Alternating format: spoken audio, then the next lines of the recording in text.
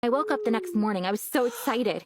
To be honest, I was a little scared as well. I stood before the mirror just like the witch had told me to do. I took a deep breath. There was a yellow note inside the envelope. I took it out. Right as the sun was coming up, I began reading the spell from the note. In this place and in this hour, I call upon the ancient power.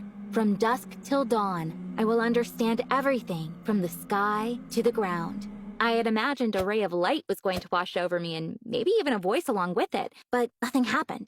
Was the witch lady a charlatan? Did you go all that way for nothing? The spell didn't seem to work, but I wanted to try it anyway.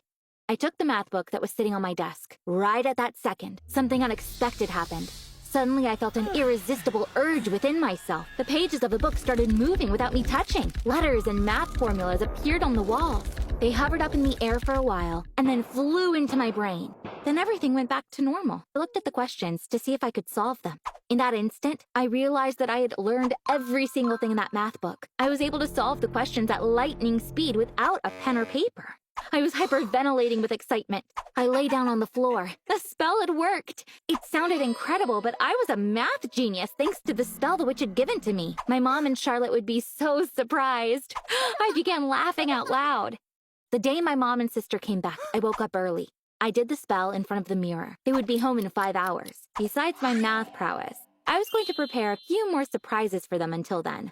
Charlotte had gotten excited about music and bought herself a guitar last year, but she couldn't figure out how to play it right, even though she tried hard. I took the guitar from her room. I found a guitar tutorial on YouTube. In 10 minutes, I was a total guitar virtuoso.